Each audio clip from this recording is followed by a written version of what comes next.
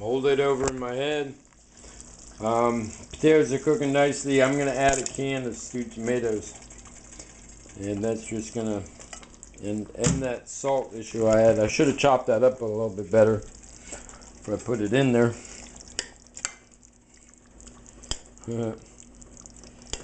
Yep, in the can. Should have done it. Alright, so anyway, so I got big pieces of stewed tomato in there.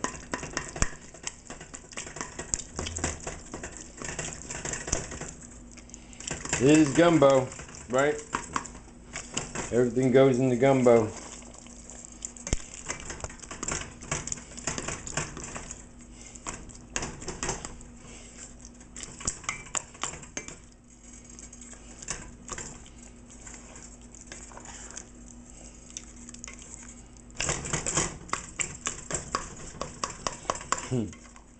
Really should have done it in the can with the knife before putting them in here. Hello. Man without a plan. Half a plan, but not the whole plan. Must have whole plan if you want to keep people on the show.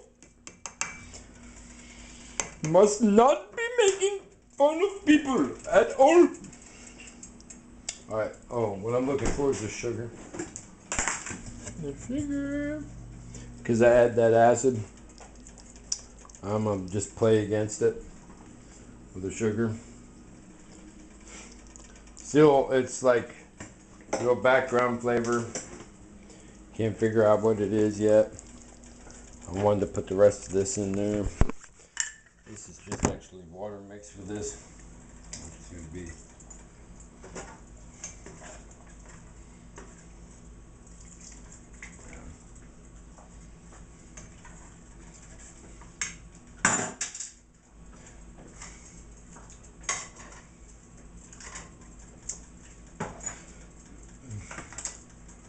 So I'm going to show you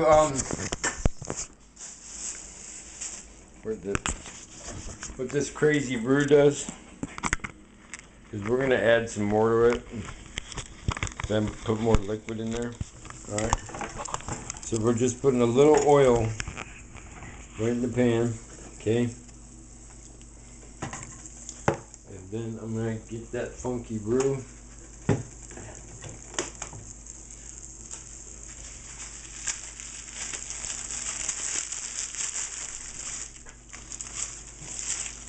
I've got it on already. And we're gonna make that funky like sand, right?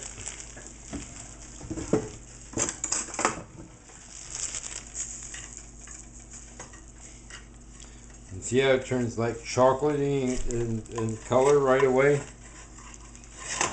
As soon as the oil mixes with it. That's called the chocolate roux. And the more you cook it, the less bonding ability it has. The more nutty the flavor gets.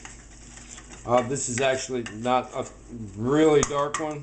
You can get them really, really, really dark. That's the secret to getting a good color on your gumbo. Is I bake the flour. You saw how I do it. All right, so I'm going to take this here. I'm going to let it cool for a second because it was getting hot. Why? Because I don't want it to hit the thing and go and be so hot it doesn't strike the liquid right. I want it to poach.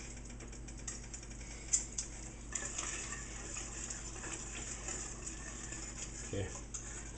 So I'll show you that again. I actually take the roux, then directly bam, right in, put a dead center, okay, and then I just go like that. So I do a dead center, whisk it out, and then whisk it into the rest, and then I have to allow it to cook out with the potatoes for another 10 minutes.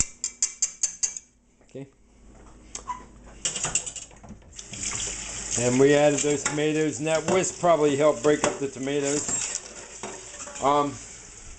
So I mean, it looks pretty good. And yeah, it's here. Let's taste this roux just to.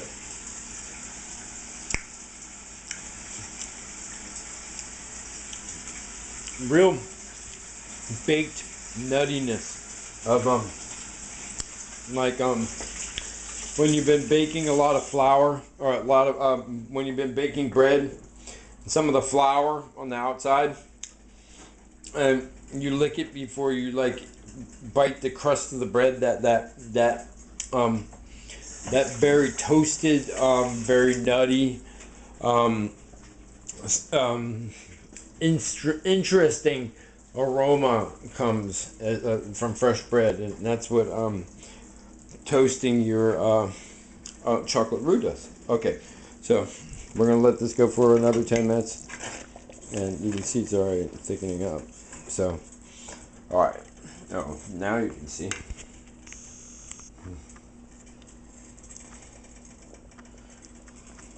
Yeah, it's not like it's not full of stuff. All right. Peace. Oh, this whole thing, how much it cost me? Like, a lot of that was free garden stuff that was given to me. And the meat, half of the meat was given to me. So this is like $1.50 or $2 for this one already. That's it for the whole thing.